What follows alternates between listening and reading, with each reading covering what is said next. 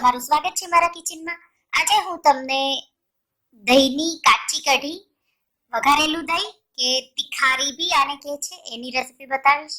આ તમે બનાવીને ભાખરી સાથે, સવારે બ્રેકફાસ્ટમાં, રોટલા સાથે, કાં તો પછી તમે એને રોટલી સાથે બી સર્વ કરી શકો છો। આ કાચી કઢી ખાવામાં બહુ જ ટેસ્ટી બને છે અને અલગ અલગ રીતે અલગ અલગ ગુજરાતમાં બનાવાય છે, પણ આ હું સિમ્પલ ટિપિકલ સ્ટાઇલથી બનાવીશ અને આ તિખારી તમને બહુ જ ભાવશે। તો તમે આ દહીંની તિખારી, વઘારેલું દહીં કાં તો કાચી કઢીની રેસીપી જરૂરથી ટ્રાય કરજો। જો તમને આ રેસીપી ગમે તો તમે મારા વિડીયોને લાઈક કરજો, શેર કરજો અને મારા ચેનલને સબસ્ક્રાઇબ કરજો અને આવી જ નવી રેસીપી માટે બેલ આઇકોન બટનને પ્રેસ કરજો। તો મેં અહીંયા 1 કપ મોળું દહીં લીધું છે, અડધો ટીસ્પૂન હળદર, 1 ટેબલસ્પૂન ધાણા જીરું, 2 ટેબલસ્પૂન લાલ મરચું, 5 લસણની કળી, 1 ટેબલસ્પૂન કાપેલા ધાણા, મીઠું, તેલ અને હિંગ આપણે યુઝ કરશું જરૂર પ્રમાણે।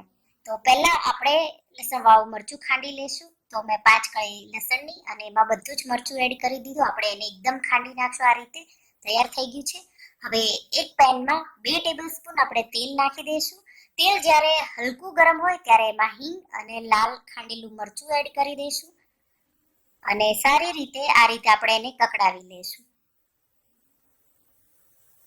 તો લસણ કાચું ન રહે એ માટે આપણે એ રીતે કકડાવશું। ગેસની આંચ એકદમ આપણે ધીમી રાખશું તો મરચું બળી ના જાય, એના માટે એને આપણે આ રીતે વઘારશું।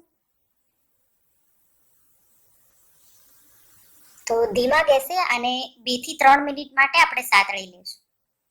તો હવે 3 મિનિટ થઈ ગઈ છે। હળદર, ધાણા જીરું અને મીઠું મેં સ્વાદ પ્રમાણે એડ કરી દીધું છે। સારી રીતે આપણે મિક્સ કરી દઈશું। હવે આપણું આ દહીં માટે વઘાર રેડી થઈ ગયો છે। ગેસની આંચ બંધ કરી દઈશ અને એમાં આપણે દહીં એડ કરી દઈશું। જ્યારે દહીં એડ કરો ત્યારે ગેસની આંચ બંધ જ કરી લેવી પડે, નહીં તો દહીં અને મસાલો અલગ થઈ જાય। એટલે હવે આપણે એને આ રીતે મિક્સ કરશું તો તેલ ઉપર અલગ થઈ જશે। તો આ તૈયાર થઈ ગયું છે। આમાં આપણે બારીક કાપેલા ધાણા નાખી દઈશું, થોડું મિક્સ કરી દઈશું અને આપણી આ દહીંની તિખારી તૈયાર થઈ ગઈ છે। વઘારેલું દહીં, કાચી કઢી તૈયાર થઈ ગઈ છે। તો તમે આ તમારા મનપસંદ ડીશ સાથે સર્વ કરો અને મને કમેન્ટમાં કહેજો કે તમને મારી રેસીપી કેવી લાગી। Thank you for